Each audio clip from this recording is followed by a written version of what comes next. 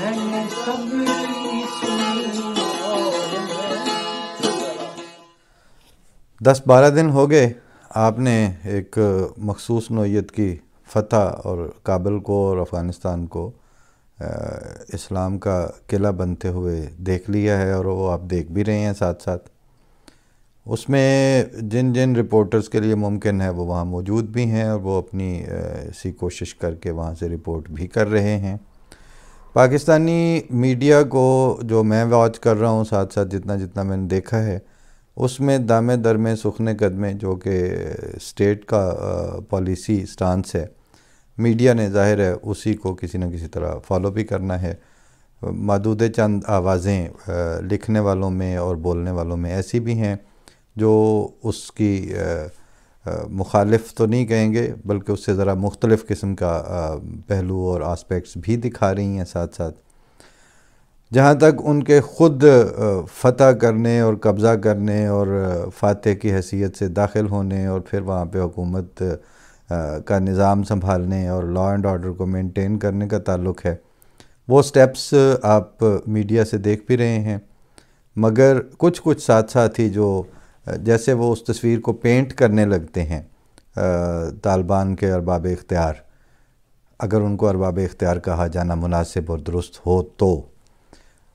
وہ اپنی تنسیخ اور اپنی نگیشن بھی وہیں سے سوال کی صورت میں یا تھوڑے سے غور کرنے کی صورت میں سامنے آنی شروع ہو جاتی ہے۔ مثلاً یہ ہے کہ جی انہوں نے 20 سال جنگلوں میں نکلے اور پھر انہوں نے کابل فتح کیا، اور جب کابل فتح کیا تو کہنے والوں نے اس کو فتح مکہ کا سے مماثلت دینے میں بھی فخر محسوس کیا۔ کسی نے یہ بھی ساتھ ہی سوال اٹھا دیا کہ وہ جو فتح مکہ کرنے والے تھے وہ فتح مکہ تک پہنچتے درمیان میں کب ڈرگ ٹریفکنگ میں ملوث پائے گئے تھے، کب انہوں نے لوگوں کو اس طرح قتل عام اور اس طرح بربریت کے مظاہروں کے ساتھ اپنی سروائیول کی تاریخ لکھی تھی۔ ظاہر ہے کہ وہاں سے آپ نام اور شناخت اٹھاتے ہیں اور آج اپنے اعمال کے اوپر اس میں برش ڈبو کے تو اس کو پینٹ کرتے ہیں، اور جو اس کو سننے والے ہیں، جو اس کو دیکھنے والے ہیں، جو اس پہ بغلیں بجانے والے ہیں، وہ وہی ہیں کہ جن کے سامنے یہ ایک سادہ سا بالکل اوپن اینڈ شٹ قسم کا کیس ہے کہ اگر ان سے ختم نبوت کے معنی پوچھ لیے جائیں، کہتے ہیں جی نبی پاک صلی اللہ علیہ وسلم کے بعد کوئی نبی نہیں ہے، بس یہ ہے مطلب ختم نبوت کا، اور آپ صلی اللہ علیہ وسلم پنجابی اور اردو اور اس طرف ہمارے خطے میں جو آخری کے معنی ہیں اس طرح کے آخری نبی ہیں۔ اچھا، تو مطلب یہ کہ ان سے پہلے کوئی نبی جو بھی تھے ان کے بعد آپ ختم ہو گئے اور ان کو ختم کر دیا اور خود آخری ہوئے۔ تو کوئی پوچھے کہ کیا پہلے جب آن صلی اللہ علیہ وسلم کی بعثت ہوئی تو وہ باقی جو انبیاء تھے وہ زندہ تھے؟ نہیں، فوت ہو گئے ہوئے تھے۔ کسی کا بھی عقیدہ نہیں ہے کہ جب رسول اللہ صلی اللہ علیہ وسلم نے بعثت فرمائی ہے تو اس وقت کوئی اور نبی زندہ تھا۔ حضرت آدم، حضرت نوح، حضرت ابراہیم سب فوت ہو چکے تھے۔ تو ان کے اس عقیدے پہ شور مچانے والوں کے بقول ایک نبی صرف زندہ تھا، باقی تو اپنی وفات پا چکے تھے، ویسے ہی تبھی موت ان کی ہو چکی تھی۔ آسمان پر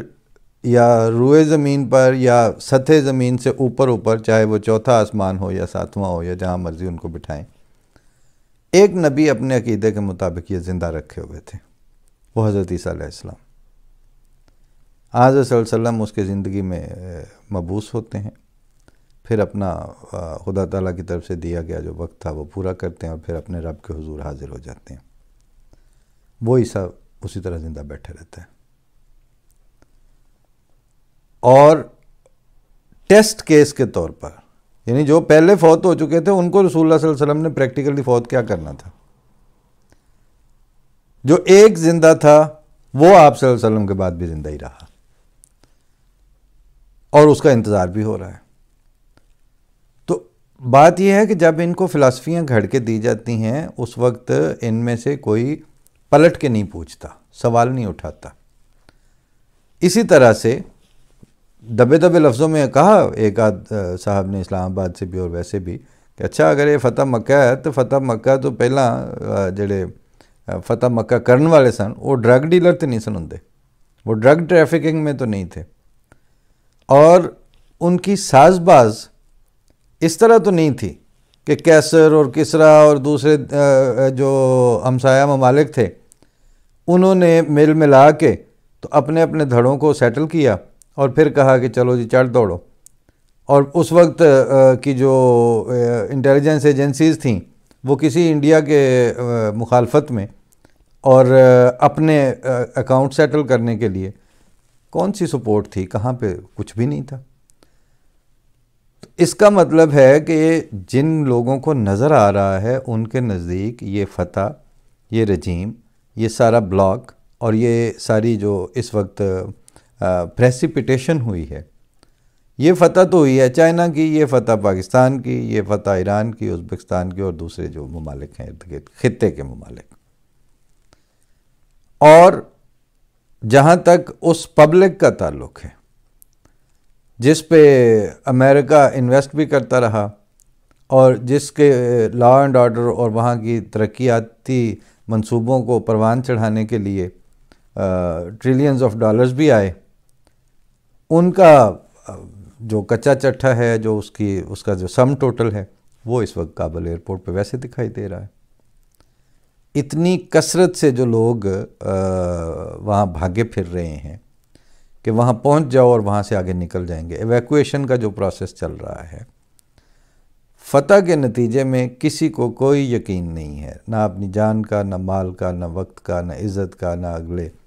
زمانوں کا، نہ تعلیم کا، نہ صحت کا، نہ سینس آف سیکیورٹی کا۔ اور فاتحین ان ساری چیزوں کے لیے دنیا کو دیکھ رہے ہیں، اور دنیا میں بھی اس خطے کو دیکھ رہے ہیں، اس بلاک کو دیکھ رہے ہیں۔ پھر ایک اور سوال کہ چین جو اپنی شناخت ہی لا مذہب حکومت اور ملک کی رکھتا ہے، وہ جو پہلا بندہ ان کے فاتحین کے گروہ کے ساتھ نظر آ رہا ہے آپ کو بالکل کلیئر کٹ، وہ چائنا کے ارباب حلوقت بیٹھے ہوئے ہیں، اور وہ جیسے وہ وسعت اللہ خان اور زرار کھوڑو اپنے پروگرامز میں میٹھی میٹھی چبھتی ہوئی باتوں کے ساتھ وہ ساتھ ساتھ اپڈیٹس دیتے ہیں کہ لسٹیں جو ہیں وہ اسلام آباد میں بن رہی ہیں نئی جابز کی، انٹرویو جو ہیں وہ کابل میں ہوں گے۔ تو ان ساری چیزوں کو نہ فتح اسلام کہا جا سکتا ہے، نہ ان کو فتح مکہ کے ساتھ مماثلت دینا مناسب ہے۔ البتہ جو نظر آتا ہے وہ، جیسے میں نے ایک پچھلے پروگرام میں گزارش کی تھی کہ مودودی ازم کو فروغ دینے کے لیے باقاعدہ اسٹیٹ سپانسرڈ قسم کی حکمت عملی تیار کر کے پھر مودودی فلسفی بانٹی گئی، پہلے عرب ملکوں میں، اور سعودیہ فنڈڈ تھی، پھر اس کے ذریعے مصر پہنچی، شام میں پہنچائی گئی، لبنان پہنچائی گئی، پھر یہ نائجر اور نائجیریا اور افریقہ کے جو انڈر ڈیولپڈ کے اب انتہائی پسے ہوئے ممالک تھے وہاں تک رابطہ العالم الاسلامی کے تھرو پہنچائی گئی، اور وہ ورژن اسلام کا ان کو ایسا گھڑ کے دیا گیا جس کے نتیجے میں پولیٹیکل سپریمیسی کے امکانات روشن ہو سکیں، اور اسلام کو as a tool, as a نام استعمال کرتے ہوئے پولیٹیکل گینز نیشنل اور انٹرنیشنل حاصل کیے جا سکیں۔ اس کا فارمیٹ پنجاب یونیورسٹی کی جمعیت سے لے کے رابطہ العالم الاسلامی کی مینٹیلٹی تک ایک ہی چلتا رہا، اور اس میں ایک اور کامن فیکٹر بھی رہا کہ پنجاب یونیورسٹی کے جماعتیوں سے لے کے رابطہ العالم الاسلامی تک، اتنے بڑے انٹرنیشنل فورمز تک، ایون OIC تک، جماعت احمدیہ کی انفرادی اور اجتماعی مخالفت، بیخکنی، ان کو دبانا، ان کو کسی بھی طرح کے civic and civil and political rights سے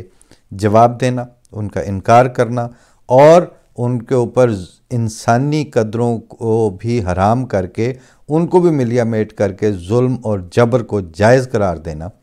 یہ اس پالیسی کے، یہ اس ڈاکٹرین کے نمایاں خد و خال پنجاب یونیورسٹی کے ہاسٹلوں، اپنا میڈیکل کالجوں کے ہاسٹلوں سے لے کے تعلیمی اداروں میں ماسٹروں سے کی مینٹیلٹی سے لے کے